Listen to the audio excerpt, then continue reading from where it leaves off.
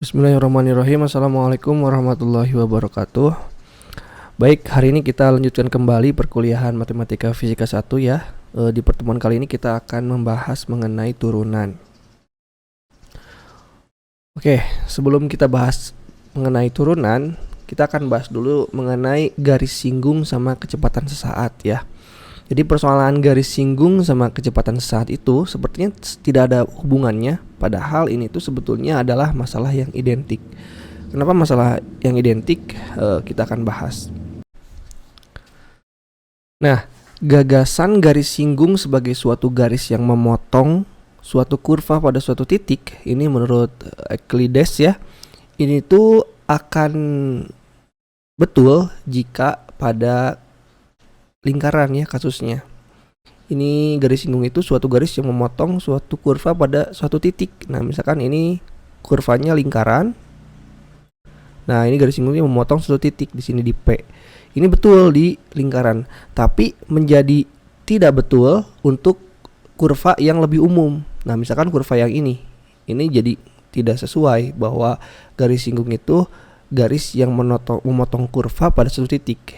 Ini nyatanya di kurva yang ini tidak memotong di satu titik begitu. Jadi definisi ini ya kurang tepat begitu. Nah, konsep limit memberikan penjelasan yang lebih baik untuk garis singgung. Nah, misalkan ini adalah kurva ya. Nah, ini ada beberapa titik ya. Misalkan ini titik P. Titik P itu adalah titik yang tetap ya di sini. Misalkan pada suatu kurva titik P adalah titik yang tetap. Sedangkan Q adalah titik yang berdekatan dengan P yang bisa dipindah-pindah pada kurva tersebut. Nah, sehingga bila kita menarik garis yang melewati titik P dan Q itu disebut tali busur. Makanya di sini ada beberapa tali busur ya. Nah, ini PQ, tali busur PQ yang ini yang ke-1, kedua, ketiga, keempat. Nah, ini adalah tali busur. Nah, garis singgung itu adalah posisi pembatas garis tali busur. Nah, kita akan jelaskan. Kita pindahkan kurva ini ke diagram Kartesius ya. Ini X, ini Y. Nah, ini adalah kurva Y sama dengan Fx ya. Kalau ini kurva Y sama dengan Fx, nah berarti kita buat ini sebuah tali busur. Ini tali busur yang melewati titik P dan titik Q ya. Jika titik P itu berada di koordinat ini, X sama dengan C ya. Nah, karena ini fungsi Y sama dengan Fx, berarti ini tuh di Y-nya sama dengan Fc ya. Kalau ini X-nya C, berarti Y-nya sama dengan Fc. Itu kan? Nah, berarti koordinat titik P adalah C, Fc. Nah, kalau kita geser ke sini sejauh H ya, berarti di sini koordinat X di sini adalah C plus H. Nah, ini adalah koordinat titik Q ya. Nah, karena X-nya C plus H, berarti Y-nya sama dengan F C plus H. Begitu kan? Ini kan fungsinya Fx. Maka di sini koordinat titik Q adalah C plus H, F C plus H. Gitu. Nah, sedangkan ini tinggi ini ya, panjang ini dari sini ke sini, kita tahu bahwa Y dari C plus H, F C plus H itu kan dari sini sampai sini. Sedangkan dari sini ke sini itu kita tahu bahwa itu adalah F C. Maka panjang dari sini ke sini itu adalah selisihnya ya. Itu F C H min F C begitu. Nah, berarti kita bisa mendefinisikan garis singgung ini. Garis singgung itu posisi pembatas tali busur. Kita pindahkan ke yang lebih besar lagi ya. Nah, ini garis singgungnya. Nah, tali busur PQ itu, PQ yang ini memiliki kemiringan M. Kita sebut M secant ya, M secant. Nah, M secant itu adalah ini depan ya dibagi miring, karena M sekan itu sama dengan M tangan di posisi ini ya, di kasus ini untuk sudut yang kecil. Nah maka M sekan itu yang ini ya, titik ini, nah yang ini dibagi ini. Nah begitu. Nah garis singgung adalah garis yang melalui titik P dengan kemiringan M tangan. Nah M tangan itu adalah limit H mendekati 0 untuk M sekan. Nah makanya itu M tangan itu sama dengan limit H mendekati 0 FCH min FC per H. Nah jadi kita bisa menentukan kemiringan garis singgung pada suatu titik ya, yang mana besarnya itu sama dengan limit H mendekati 0 untuk fungsi C plus H dikurangi fungsi C per H gitu. Nah contoh, misalkan gini, cari kemiringan garis singgung pada kurva Y sama dengan Fx sama dengan X kuadrat. Jadi fungsi kurvanya itu Y sama dengan X kuadrat. Nah di titik 2,4. Oke, jadi kurang lebih kalau digambarkan itu kurvanya seperti ini ya. Ini kurva Y sama dengan X kuadrat. Nah, berapa garis singgung di sini? Garis singgungnya kan di titik 2,4. Berapa kemiringannya? Kita tahu tadi rumusnya ya, kemiringan garis singgung itu sama dengan limit mendekati 0 untuk FCH dikurang FC per H. C-nya berapa? C-nya itu koordinat di X-nya. Nah, X-nya itu 2 ya. Oke. Jadi dimasukkan limit H mendekati 0 F 2 plus H min F kuadrat. Nah, ini F 2 plus H ya. Kita tahu fungsinya itu X kuadrat. Ini kan punya X kuadrat, berarti F 2 plus H. Nah, yang ini kita pakai fungsi ini sama dengan 2 plus H kuadrat kan gitu. Jadi X-nya diganti dengan 2 plus H. Yang ini X-nya diganti dengan 2. Berarti F2 itu sama dengan 2 kuadrat. Nah kayak gitu. Berarti ini ya, ini dikuadratkan, ini dikuadratkan. Karena ini fungsinya X kuadrat. Kita kuadratkan, ini 2 kuadrat 4 ya. 4 2 kali 2 kali H tambah 2H gitu kan pangkatnya, ditambah ini H kuadrat, lalu dikurangi 2 kuadrat 4. Nah gini ya. Oke, per H ini coba lihat, ini 4 dikurang 4 ini 0 ya, habis yang ini tinggal sisa 4H ditambah H kuadrat. Ini kita bisa faktorkan, hanya dikeluarkan jadi H dikali 4 plus H. Nah ini per H kan. Nah H dibagi H jadi 1, jadi coret. Tinggal limit H mendekati 0 pada 4 plus H. Nah tinggal kita masukkan 0. Nah ketika hanya dimasukkan sama 0 ya, jadi sama dengan 4. Maka kemiringan atau gradien ya, gradien dari garis singgung kurva Y pada titik 2,4 itu sama dengan 4. Oke, contoh yang lain. Cari kemiringan garis singgung pada kurva Fx sama dengan min X kuadrat plus 2X plus 2. Nah ini fungsinya ya, fungsi kurvanya pada titik koordinat yang X-nya setengah. Oke, rumusnya masih sama ya, menjadi kemiringan itu berarti sama dengan limit H mendekati 0 FCH min FC. Kita masukkan saja, ini X-nya setengah, berarti C-nya diganti dengan setengah. Berarti F setengah plus H min F setengah. Nah ini kita masukkan, fungsinya kan ini ya. Nah yang pertama, yang ini kita ganti. Fungsi ini X-nya diganti dengan setengah plus H. Berarti kita dapatkan ini sama dengan negatif setengah plus H gitu kuadrat kan, begitu. Ditambah 2, ini X-nya diganti sama X setengah plus H. Setengah plus H gitu. Ditambah 2. Nah ini yang ini dikurangi, kita tutupi dulu yang ini gitu ya. Dikurangi Sama ini cuma diganti X-nya dengan setengah. Makanya kita dapat begini. Ini kan yang ini. Ini yang ini dikurangi min setengah kuadrat ya. Min setengah kuadrat ditambah 2 kali setengah plus 2. Sekarang kita selesaikan. Yang ini kita kuadratkan dulu yang ini. Ini setengah ya, setengah dikuadratkan jadi 1/4 ya, 1/4.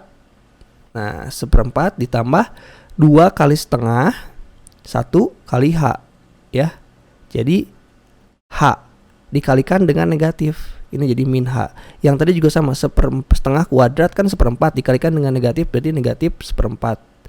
Ini jadi negatif H, ini H dikuadratkan H kuadrat dikali negatif jadi negatif H kuadrat. Sekarang yang ini 2 kali setengah 1, lalu 2 kali H sama dengan 2H. Nah ditambah 2, ini kan nggak dikali, tambah 2. Kemudian yang ini kita lihat yang ini dulu, setengah dikuadratkan 1/4 ya, 1/4 dikali negatif jadi negatif 1/4 dikali negatif lagi yang ini jadi positif ya, 1/4. Sekarang yang ini setengah dikali setengah 2 dikali setengah jadi 1 ini kan dikali negatif jadi negatif 1. Sedangkan yang ini 2 dikali negatif jadi negatif 2. Sekarang kita selesaikan yang ini. Mana nih yang bisa hilang? Ini sama ini ya, hilang jadi 0. Kemudian mana lagi? Ini nih, ini dengan ini ya, 1 dengan negatif 1, lalu 2 dengan negatif 2. Berarti tinggal sisa yang mana? Yang ini, ya ini bisa dijumlahkan ya. Negatif H ditambah 2H. Jadi ini jadi tinggal H aja. Itu ya. Berarti kita sisa H dikurangi H kuadrat. Kita faktorkan, hanya keluarin jadi H dikali 1 min H. Ini dibagi jadi 1, tinggal 1 plus H. H-nya dimasukin sama dengan 0. Berarti limitnya sama dengan 1. Itu adalah kemiringan garis singgung kurva Y pada titik yang koordinatnya setengah.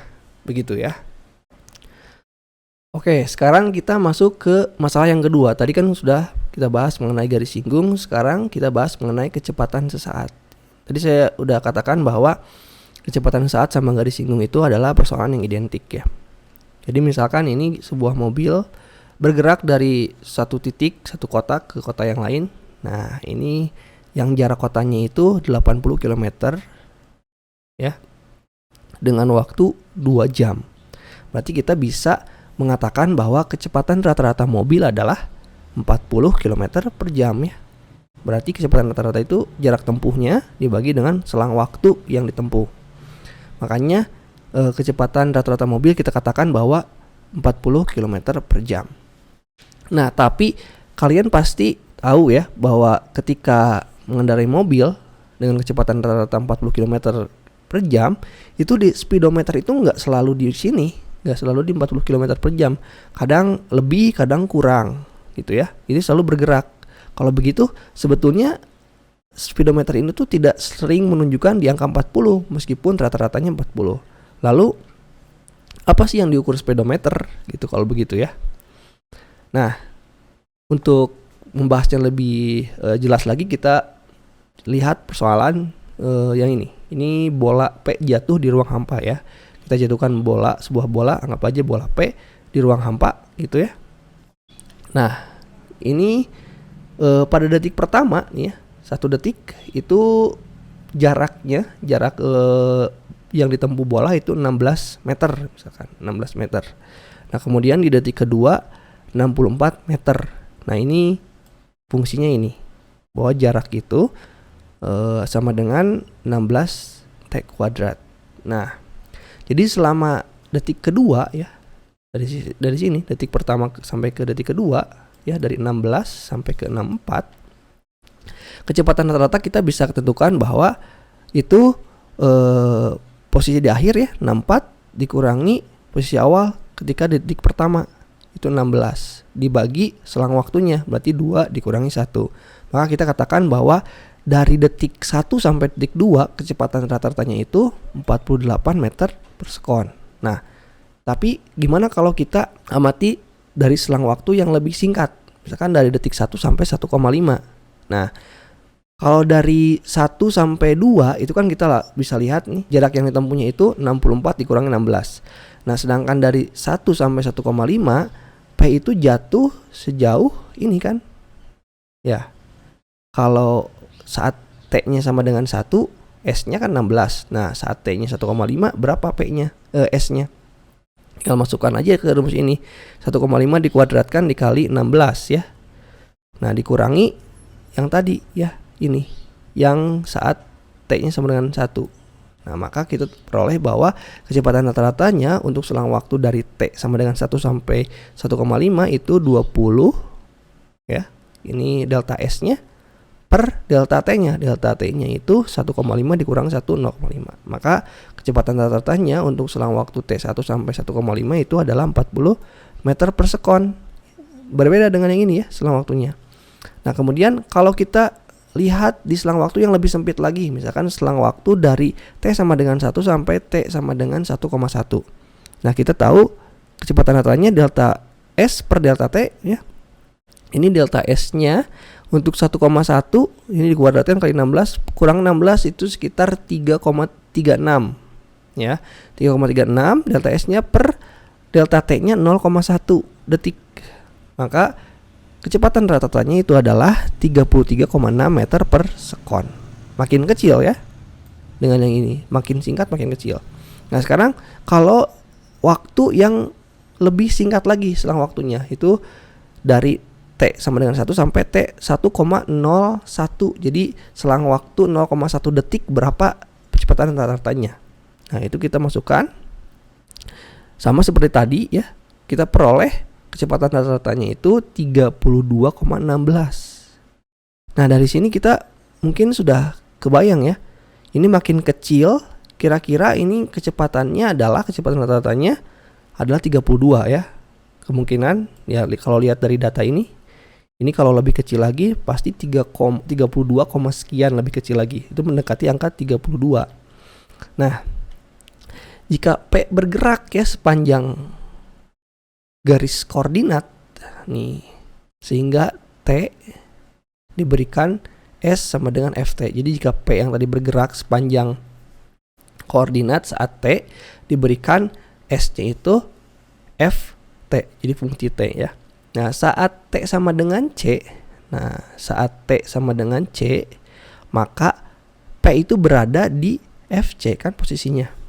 Nah, sekarang pada saat yang sangat berdekatan, tadi kan kita sudah coba yang dekatnya itu 1,01 ya, 1,01 tadi. Tadi kita coba T-nya 1,01. Nah, ini kan berarti posisi yang berdekatan ditambah 0,1. Nah, sekarang kita anggap posisi yang sangat dekat berarti yaitu T sama dengan C plus H ya, di mana H-nya itu sangat dekat mendekati 0. Nah, maka P itu akan berada di posisi F C plus H kan? Begitu ya. Jadi kalau T-nya sama dengan C, maka P berada di FC. Kalau T plus H, berarti F itu berada di F C plus H.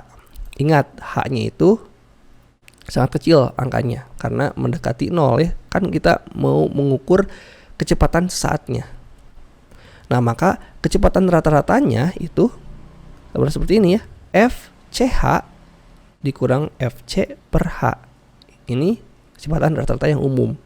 Tadi kita sudah coba untuk H-nya sama dengan 1, H-nya sama dengan bukan H-nya, C-nya ya. C-nya sama dengan 1, C-nya sama dengan 0,5, kemudian 0,1 dan 0,01 tadi kita tahu kecepatan rata-ratanya. Nah, sekarang untuk kecepatan sesaat berarti itu kan untuk nilai yang mendekati 0 ya, yang sangat dekat gitu. Makanya itu definisi kecepatan sesaat itu adalah limit H mendekati 0 untuk FCH min FC per H, begitu ya. Nah, dengan definisi ini kita bisa menentukan kecepatan sesaat untuk kondisi yang tadi ya. Kondisi yang tadi itu Ft-nya sama dengan 16T kuadrat yang tadi, yang bola jatuh ya, yang P. Berarti saat T1 kita bisa menentukan kecepatan sesaat pada T sama dengan 1. Berarti limit H mendekati 0 F 1 plus H min F1 per H. Ya, fungsinya apa? Ini fungsinya. Berarti ini yang pertama T diganti dengan ini. Nah, berarti 16 1 plus H kuadrat min 16. Silakan ini bisa dikerjakan ya. Ini kita selesaikan yang ini nih ya.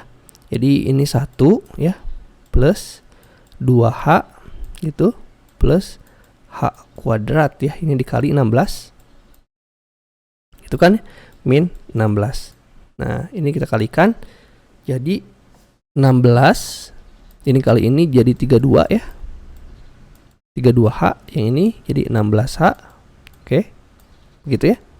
H kuadrat ini min 16 begitu. Ini kan 16-nya jadi 0. Tinggal 32H plus ya, sorry. 32H plus 16H. 32H plus 16H per H ya, yang ini ya, masih ada H-nya di sini. Ini kita faktorkan, hanya keluarkan H 32 plus ini kuadrat 16 itu ya. 16H per H. Ini hanya kita bagi jadi 1. Masukkan H-nya sama dengan 0, mendekati 0 ya. Berarti 16 kali 0 tinggal sisa 32. Maka kita bisa katakan bahwa kecepatan sesaat untuk Ft 16T kuadrat ya pada saat T sama dengan 1 itu sama dengan 32 meter per sekon ya gitu. Oke, itu kecepatan sesaat. Nah, misalkan contoh yang lain. Sebuah partikel bergerak sepanjang garis koordinat dan S adalah jarak berarah dalam sentimeter yang diukur dari titik asal ke titik yang dicapai setelah T detik. Dengan rumus S-nya seperti ini. S sama dengan akar 5T plus 1. Tentukan kecepatan partikel pada akhir 3 detik. Berarti kita ingin menentukan kecepatan partikel pada waktu T sama dengan 3 ya. Nah, kita masukkan lagi ke persamaan yang tadi bahwa kecepatan saat itu sama dengan limit H mendekati 0 F ini karena T-nya sama dengan 3, kita masukkan 3 plus H min F3 per H. Nah, ini fungsinya ini, tinggal kita masukkan saja. Fungsi yang ini diganti, yang pertama diganti dengan 3H T-nya. Sini, yang ini diganti dengan 3. Oke, sekarang kita selesaikan yang ini ya. Ini berarti 5 kali 3 15 ditambah 1 jadi 16 ya. 16 ini jadi 16 nih. Ini jadi 16 ditambah 5 kali H tambah 5H dalam akar ya. Gitu. Yang ini 5 kali 3 15 tambah 1 16 akar 16 4. Makanya ini jadi akar 16 plus 5H min 4. Nah, sekarang gimana supaya memunculkan faktor H-nya supaya jadi hilang? Itu kita kalikan dengan akar sekawannya ya. Akar sekawan itu akar sekawan dari sini. Nah, kalau ini plus, ini jadi minus ya. Begini. Oke. Makanya ingat ya, kan yang ini A min B dikalikan dengan A plus B itu sama dengan A kuadrat min B kuadrat kan. Makanya ini dikuadratkan jadi 16 plus 5H ini dikuadratkan. Ini kan akar dikuadratkan, hilang akarnya. Yang ini 4 kuadrat B-nya jadi 16. Yang bawah tetap dikalikan dengan ini, jadi H dikali ini. Oke, ini 16-nya jadi 0 kan, tinggal 5H. 5H-nya nanti dicoret ini H-nya. H dibagi H ya. Karena ini udah nggak ada, tinggal 5 per akar 16 plus 5H ditambah 4. Oke, sekarang sudah tidak ada faktor yang membuat ini 0 per 0 ya. Tinggal kita masukkan 0-nya ke sini, H-nya dengan 0. Berarti ini 5 per 16 plus 6 dikali 0 kan 0. 5 kali 0, 0. Ini jadi akar 16. Akar 16 berapa? 4. 4 tambah 4, 8. Makanya ini jadi 5/8. Itu adalah kecepatan partikel pada akhir 3 detik ya, atau kecepatan sesaatnya. Oke, seperti itu. Nah, sekarang kita masuk ke turunan. Jadi ada hubungannya tadi antara kecepatan sesaat, garis singgung, dan turunan.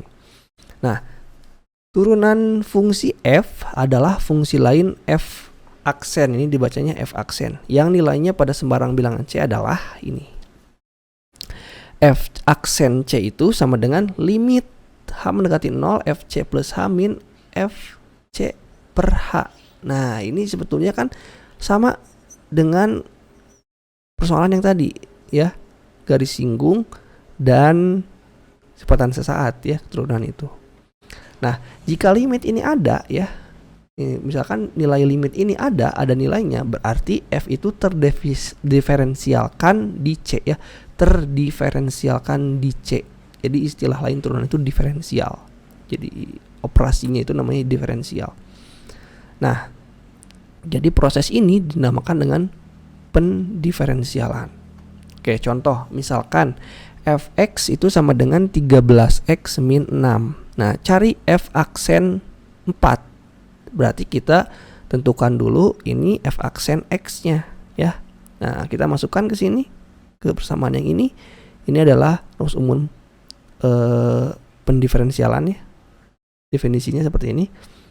Berarti kita masukkan f4 plus h min fc ya. Fc-nya ini 4, sorry ini harus 4. Oke. Masukkan.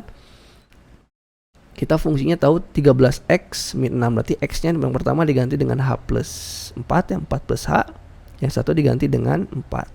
Berarti 13 dikali 4 plus h min 6 min fc f4. F4-nya 13 kali 4 min 6.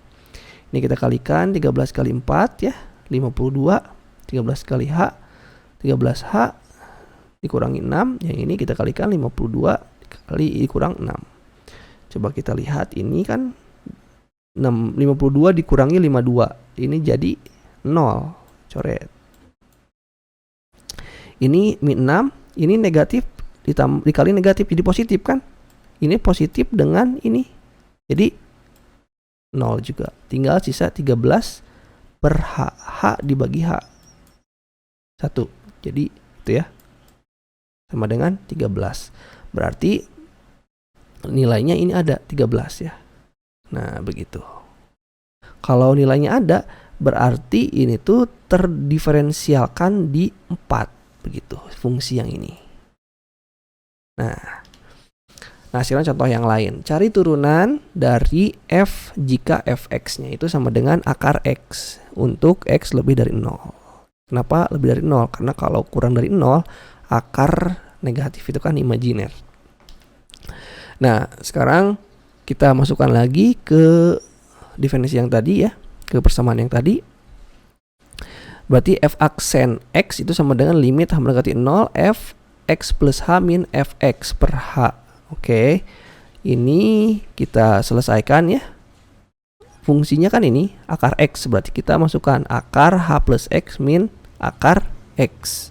Oke, sama seperti tadi, kalau misalkan ada akar seperti ini, kita kalikan dengan akar sekawannya. Ini kalau ini negatif, kalikan dengan positifnya. Karena yang atas dikalikan dengan ini, berarti yang bawah juga harus dikalikan dengan yang sama, supaya hasil ini sama dengan 1 ya. Kalau 1 kan kalau dikalikan menjadi identitas. Oke, kita kalikan. Ini kita kalikan dengan sekawannya, berarti ini akar ini dikuadratkan kan ya. Jadi x plus h, yang ini dikuadratkan jadi x. Makanya x plus h dikurangi x. Ini kalikan dengan ini tetap. Nah, sekarang ini x dikurangi x, jadi 0. Sisa h ya. H dibagi h 1.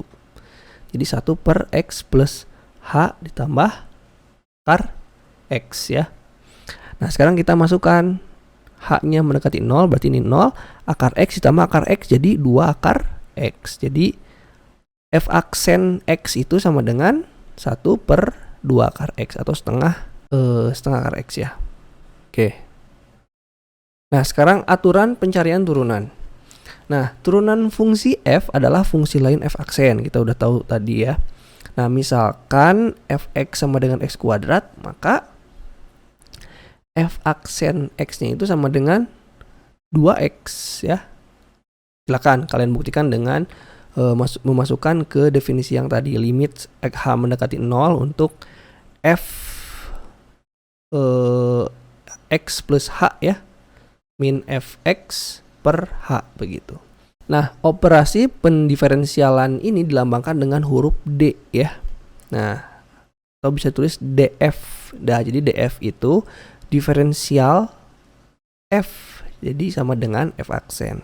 Atau dfx tulisnya itu sama dengan d aksen x, f aksen x.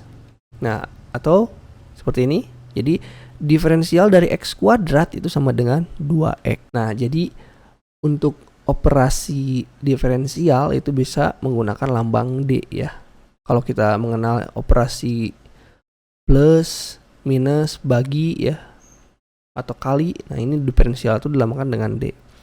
Nah, untuk aturan pencarian turunan itu ada beberapa teorema yang mesti kalian hafal.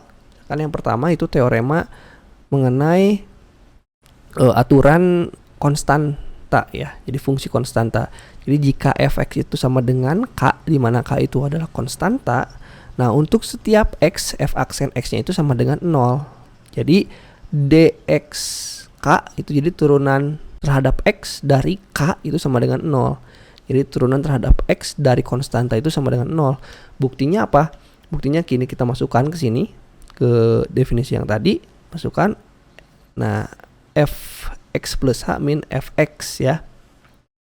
Nah, karena fx-nya sama dengan k, jadi untuk berapapun nilai x, maka nilai fx-nya itu sama dengan k. Makanya fx plus h itu sama dengan k, fx juga sama dengan k. Maka k dikurangi k sama dengan 0 kan, 0 per h.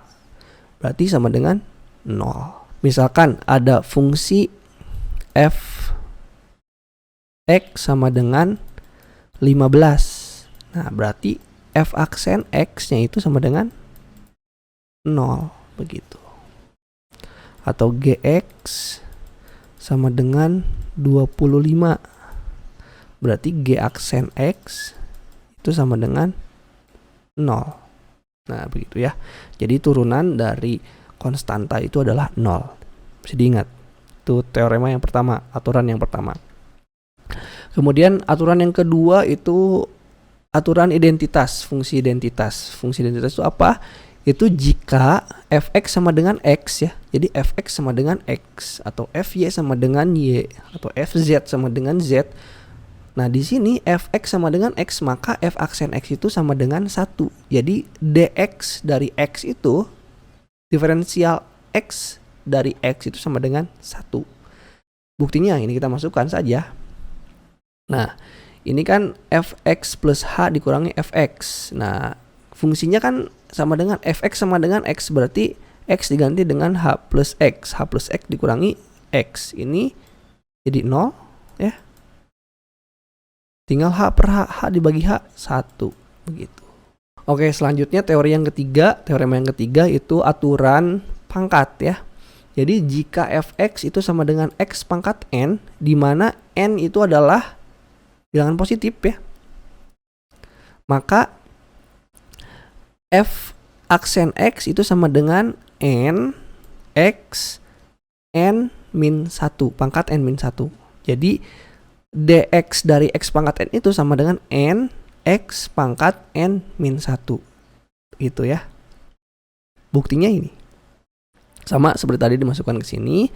Ini kan diganti fungsinya kan x pangkat n, berarti ini h plus x plus h pangkat n dikurangi x pangkat n per h ya. Ini kita bisa dijabarkan ya. Untuk yang ini berarti x pangkat n plus n x n min 1h dan seterusnya ini sampai dikurangi dengan x pangkat n. Nah, ini kita bisa keluarkan nilai h-nya ke sini karena x pangkat n-nya ini sama ini bakal saling menghilangkan kan ya. Nah, maka di sini sisanya akan ada suku-suku yang mengandung h ya. Makanya h-nya kita keluarkan ke sini, akan diperoleh ini N X pangkat N-1 plus N dikali N-2 per H X pangkat N-2H ditambah dan selanjutnya sampai H pangkat N-1 ya. Ini kita coret H-nya ya, karena sama dengan 1. Nah, setelah dibagi ini H-nya, yang 1 kita masukkan H ke sini. Coba lihat di sini ya. Suku-suku yang ada di dalam kurung sini itu yang mengandung H akan bernilai 0. Makanya yang dari suku yang kedua sini sampai sana, seterusnya sampai H pangkat N-1 itu dia akan menghasilkan nilai 0 karena dikali dengan H sama dengan 0 kan ya. Nah, jadi sisanya tinggal yang ini. Berarti kalau begitu F aksen X-nya sama dengan N X pangkat N plus 1. Nah, berarti ini terbukti. Nah, contoh misalkan yang ini ya. Fx itu sama dengan fungsinya X pangkat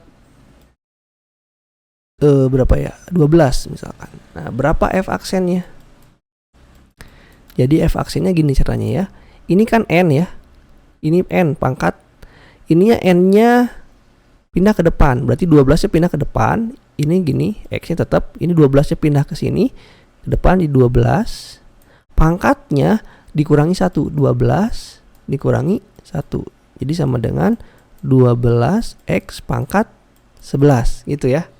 Jadi kalau misalkan ada fungsi Gx sama dengan X pangkat 5, berarti turunannya, diferensialnya, G aksen X-nya itu sama dengan, jadi 5-nya ke depan, 5X pangkatnya dikurangi 1 kan N-1, berarti pangkat 4 gitu ya. Untuk aturan pangkat ya, teorema yang ketiga. Sekarang teorema yang keempat, itu aturan konstanta ya, perkalian konstanta. Jadi jika K adalah konstanta dan F adalah fungsi yang bisa didiferensialkan, maka KF aksen X itu sama dengan K dikali F aksen X. Jadi DK kali Fx itu sama dengan K dikali DFX. Nah, begitu ya. Buktinya gini.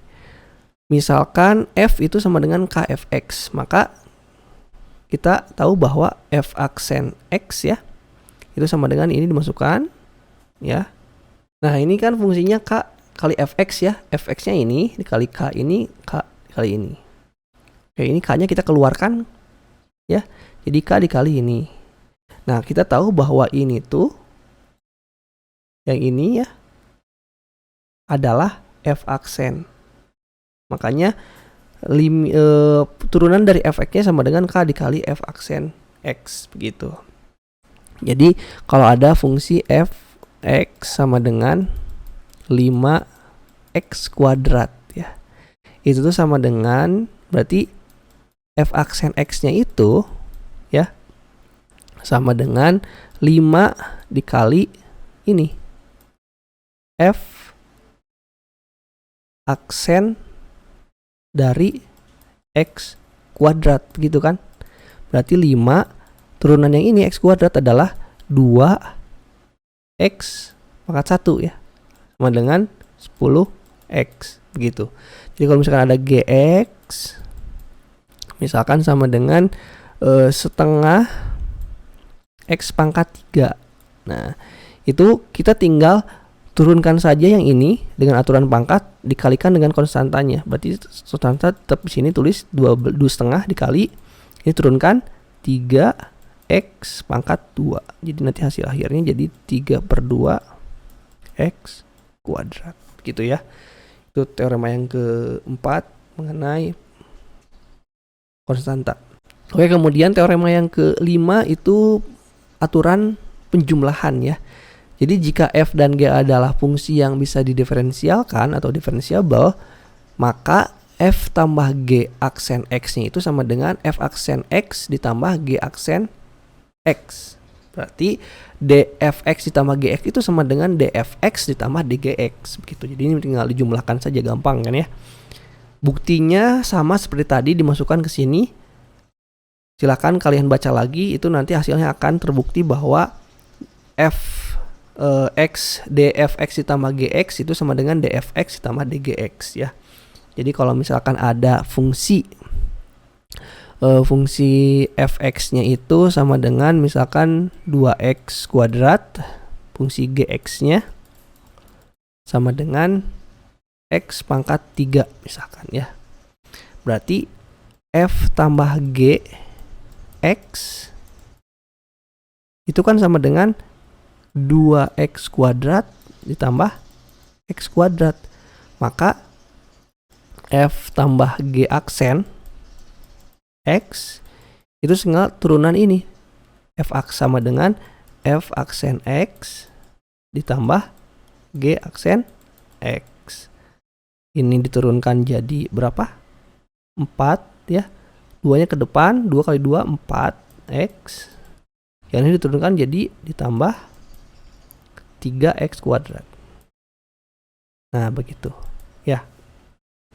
Kemudian teorema yang selanjutnya, yang keenam itu aturan pengurangan ya. Pengurangan sama seperti yang positif sebetulnya, yang penjumlahan tinggal dikurangkan saja. Kemudian teorema yang selanjutnya itu aturan perkalian. Kalau aturan perkalian ini ada sedikit beda nih. Perkalian itu ingat, f kali g aksen x itu sama dengan fx dikali g aksen x ditambah gx dikali f aksen x. Nah, ini mah jadi mesti ingat ya. Kalau ada dua fungsi yang dikalikan gitu ya. Jadi turunannya itu yang pertama dulu f dulu dikalikan dengan turunan g ditambah g dikali dengan turunan f. Jadi sekali ewang gitu diturunkannya itu ya, gantian. Nah, contohnya bisa sebelum ke sini ya, yaitu teorema selanjutnya itu tentang pembagian. Contoh misalkan misalkan gini, f dikali g ya, x. Apa aja fx-nya itu sama dengan gini, x kuadrat plus 5. Nah, ini gx-nya itu sin x. Nah, gitu kan ya. Nah, cara ininya oke, itu jadi cara diferensialnya fg aksennya kita turunkan ini f ya, ini fx, ini gx. Ingat di sini aturannya fx-nya dulu tulis, berarti ini x kuadrat plus 5 dikali turunan ini, turunan sin. Ingat turunan sin apa? Cos ya, kali cos x ditambah yang kedua gx-nya dulu, sin x dikali turunan ini. Nah, turunan fx. Turunan fx itu ini x kuadrat diturunkan jadi berapa? Jadi 2x. Lalu 5 diturunkan. 5 itu konstanta, diturunkan tadi sama dengan 0. Oke, jadi kita bisa selesaikan bahwa f kali g aksen x-nya itu sama dengan, nah, bisa tulis kayak gini, cos x dikali x kuadrat plus 5 ditambah sin x dikali 2x. Nah, kayak gitu ya. Itu untuk aturan perkalian. Kalau aturan pembagian itu seperti ini. Itu yang atasnya coba lihat nih. F per G aksen X itu di sini yang ini dulu. GX ya, berarti yang penyebut pembilangnya dulu, yang G-nya dulu. G aksen GX dikali F aksen dikurangi ditukar fx dikali G aksen X per G kuadrat ya. Begitu aturannya. Jadi kalau misalkan ini ada F per G X ya. Misalkan gini, ininya 2x pangkat 3 per x kuadrat per x kuadrat min 5. Oke, ini fx, ini gx. Berarti f per g aksen x-nya yang mana dulu? G dulu ya. G-nya kita tulis x kuadrat min 5 dikali f aksen. F aksennya berapa? Ini kita turunkan. Yang ini jadi 3 kali 2 6 x kuadrat. Yang ini kita turunkan, yang ini penjumlahan kan, ditambah 2x. Nah, dikurang. Nah, ini kan dikurang. Sekarang dikurang f-nya dulu. Tulis lagi yang ini. 2x pangkat 3 itu f-nya ya. Tambah x dikali g aksen. Ini kita turunkan. G aksen itu berarti 2x ya, kali 2x.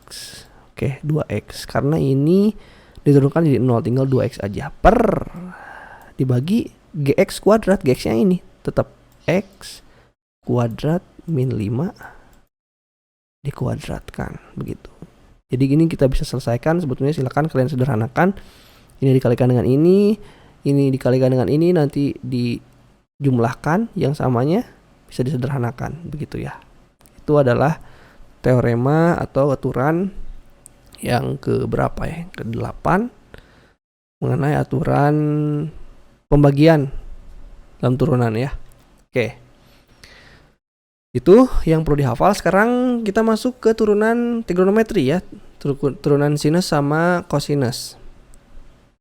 Sebenarnya tadi sudah dibahas di soal, contoh soalnya harusnya belum. Jadi turunan sinus kosinus itu ini dari sini nih.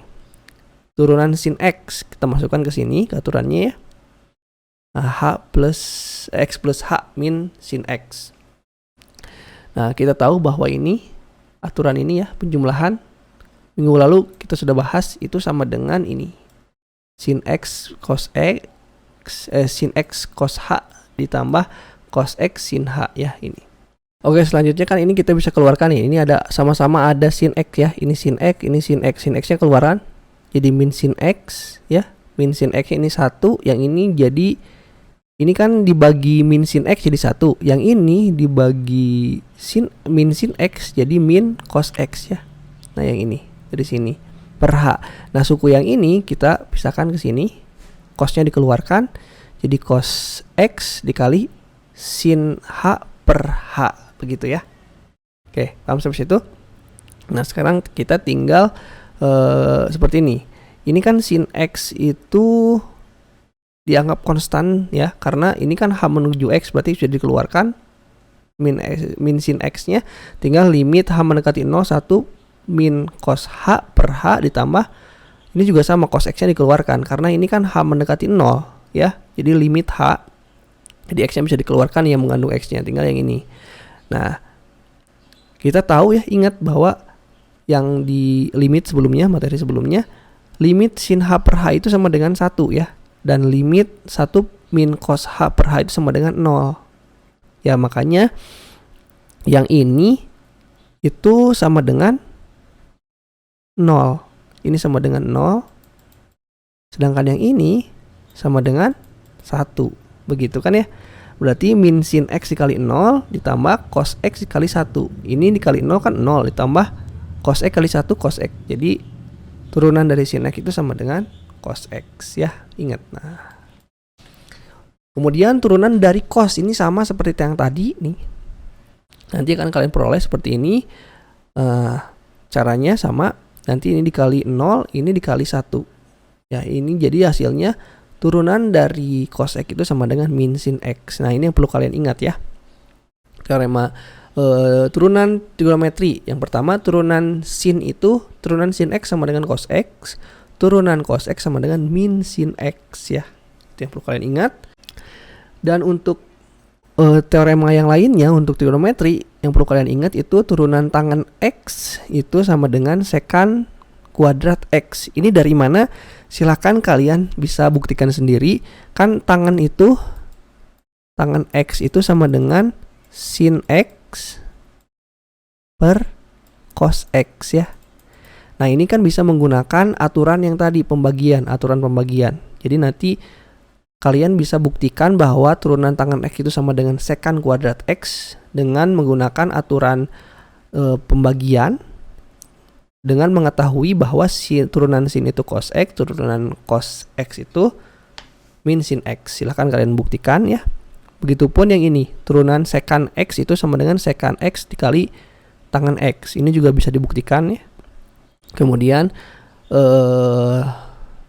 turunan kotangan itu min kosekan kuadrat X, dan turunan dari kosekan itu sama dengan min kosekan X dikali kotangan X. Ini bisa dibuktikan dengan menggunakan aturan turunan yang tadi dengan ini, dengan memasukkan ini. Jadi intinya turunan trigonometri itu kalian hafal turunan cos sama sin begitu ya. Oke, sekarang kita masuk ke aturan rantai. Nah, misalkan diberikan Y sama dengan FU ya, dan U itu sama dengan GX. Jadi Y itu fungsi U dan U juga sama dengan fungsi X. Nah, yang mana G itu diferensiabel di X dan F itu diferensiabel di U. Nah, sama dengan GX. Dengan ini tuh merupakan fungsi komposit, masih ingat kan ya? FOG, F bundaran G. Nah, maka F bundaran G aksen itu sama dengan F aksen dari G X ya dikali G aksen. Jadi kalau ada bundaran itu kita turunkan dulu keseluruhannya, kemudian diturunkan lagi yang di dalamnya. Itu. Oke, contohnya misalkan seperti ini ya. Gini nih. Oke, misalkan ada fungsi FOG aksen X ya. Misalkan gini. Akar ya. X pangkat 3 min 2 misalkan. Oke. Ini sebetulnya ada dua fungsi ya. Fungsi F itu fungsinya U pangkat akar U ya. Nah, sedangkan G itu fungsinya X pangkat 3 min 2 begitu. Jadi kita bisa turunkan ini ya. Ini belum diturunkan ya. Nah, berarti FOG aksennya itu kita turunkan dulu yang ini ya. Ini kan pangkat setengah ya. Pangkat setengah itu berarti kan gini, X pangkat 3 min 2. Ini kan pangkat setengah. Nah, ini kita turunkan dulu yang ini. Ini setengah kurang 1 kan ya, turun pangkat. Lalu di dalamnya kita turunkan lagi fungsi G-nya dikali ini diturunkan jadi 3X kuadrat ya, dikurangi 0. Nah, jadi nanti kita bisa selesaikan setengah X pangkat 3 min 2 pangkat min setengah dikali 3X kuadrat. Ini kita bisa sederhanakan ke sini. 3X-nya dikalikan dengan setengah jadi 3X kuadrat per 2. Ini kita bisa turunkan ke bawah ya, 1 per akar X pangkat 3 min 2 begitu. Ya, begitu ya. Contoh misalkan nih. Jika Y sama dengan 2X kuadrat dikurangi 4X plus 1 pangkat 60. Cari DXY. Nah, kita tahu bahwa Y itu sama dengan U pangkat 60 ya. Dimana U-nya itu fungsi ini. Jadi U sama dengan GX. Nah, berarti DXY itu sama dengan DXF GX kan ya. Fungsi G itu ya. F itu fungsi GX. Jadi kita turunkan FU GX. Ini kita turunkan yang ini. Yang U-nya dulu. Turunkan U pangkat 60 kan sama dengan 60 pangkat 59. Sedangkan ini kita turunkan yang dalamnya 4x min 4 ya. Gitu. Yang ini turunan dari ini. Yang ini. G-nya kan yang ini. Berarti 2 kali 2 4x dikurangi 4x diturunkan jadi 4. Ini jadi 0. Jadi tinggal segini. Masukkan lagi ke sini, U-nya ganti lagi dengan GX. Makanya seperti ini. Sama caranya seperti yang tadi. Gitu. Nah, kemudian kita masuk ke turunan tingkat tinggi ya. Nah, operasi diferensial fungsi f itu menghasilkan fungsi baru fx, f aksen. Nah, fungsi f aksen juga bisa jika kita diferensialkan kembali itu akan menghasilkan fungsi lagi yaitu f, ini dibacanya double aksen atau f2 aksen.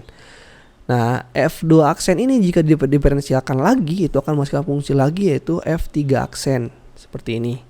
Nah, misalkan ini ada fungsi fx sama dengan 2x pangkat 3 min 4x kuadrat plus 7x min 8. Nah, maka f aksennya itu kan turunan dari sini.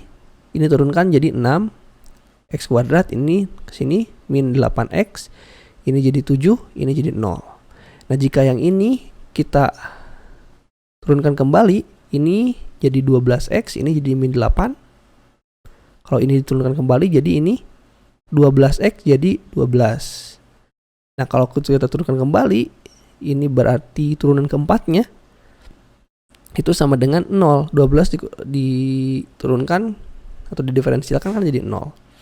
Nah, karena turunan dari fungsi 0 adalah 0 ya. Kalau kita turunkan kembali, ini kan hasilnya jadi 0 lagi. Maka semua turunan yang lebih tinggi dari turunan keempat itu akan menghasilkan nilai yang sama, itu 0. Nah, notasi turunan itu bisa jadi ada beberapa macam nih. Yang pertama, notasinya seperti ini, f aksen x yang tadi ya, atau dxy. Nah, tadi sudah yang ini, atau bisa juga dy per dx. Ini dibacanya dy dx. Gitu. Nah, yang kayak gini disebut notasi aksen ya, f aksen. Nah, kalau yang ini disebut notasi d, dan yang ini yang dy dx itu disebut notasi Leibniz.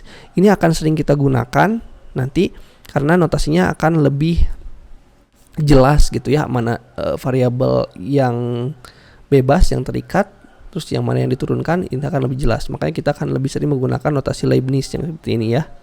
Jadi kalau ddx dari dy dx ya itu sama dengan d2y per dx kuadrat. Itu tuh turunan yang keduanya ya.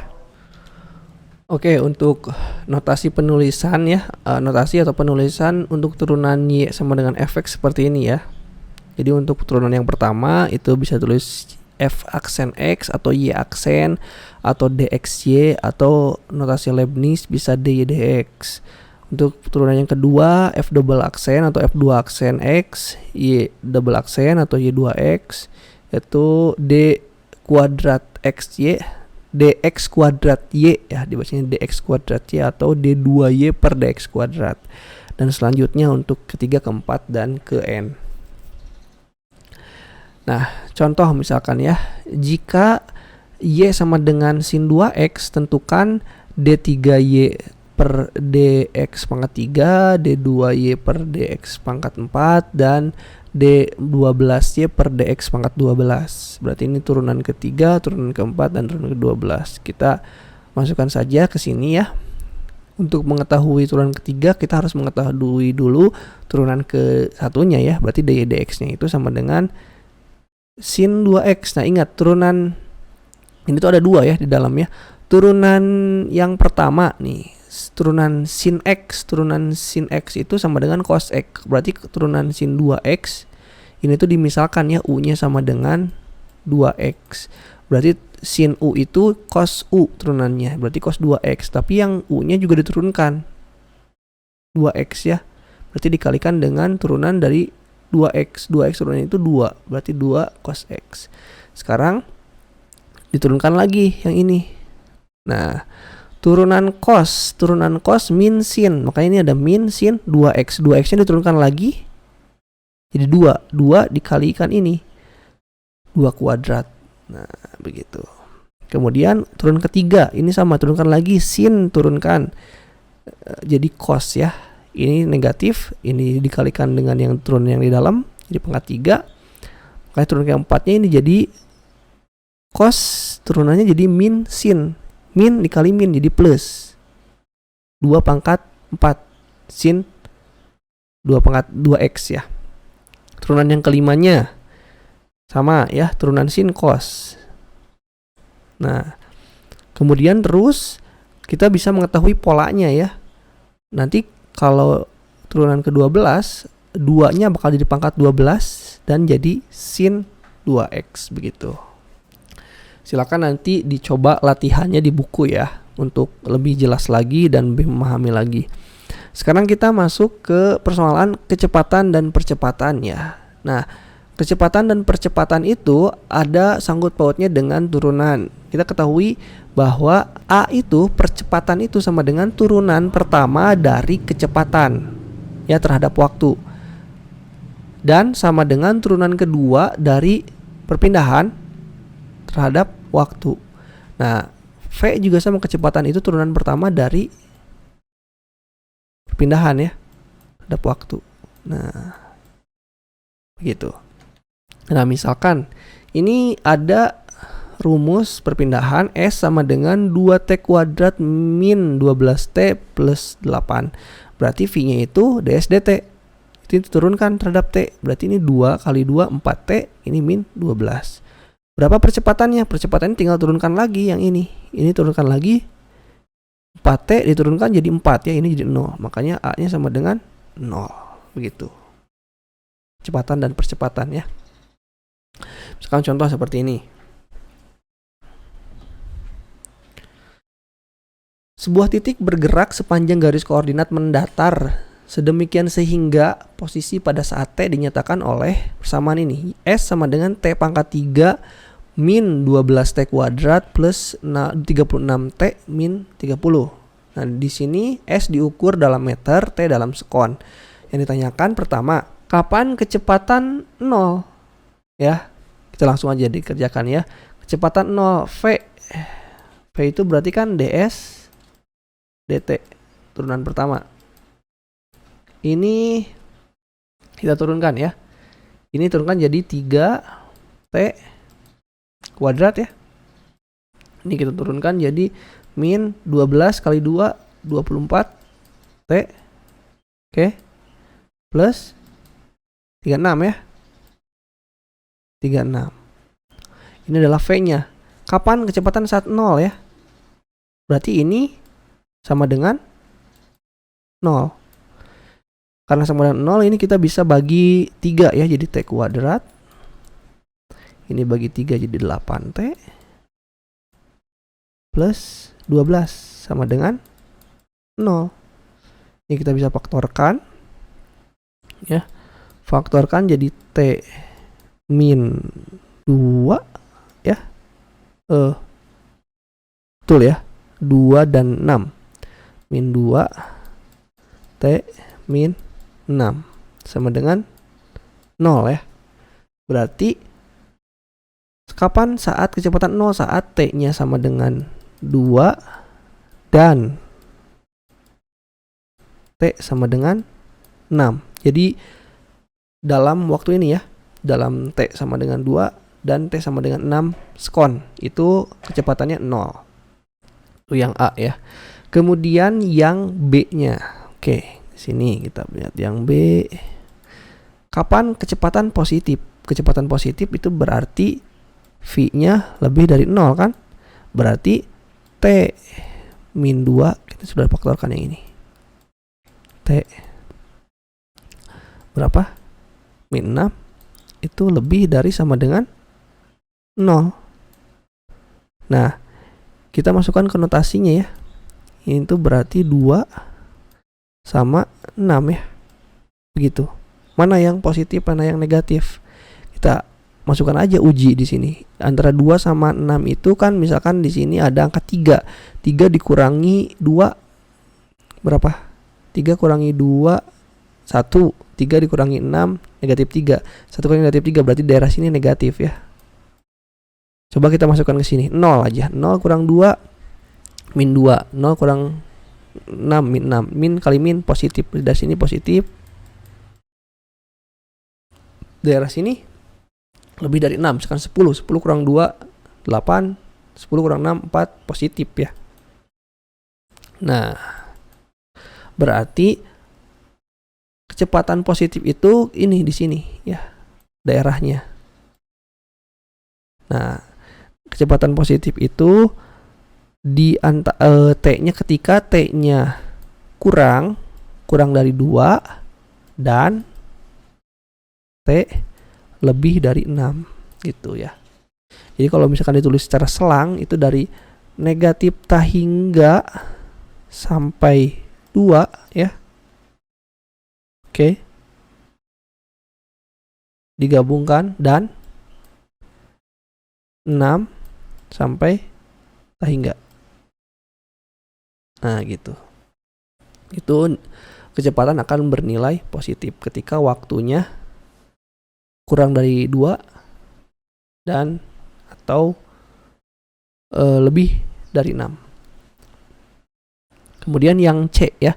Yang C, kapan titik bergerak mundur ke kiri. Nah, kalau mundur ke kiri berarti kan tinggal V-nya kurang dari 0.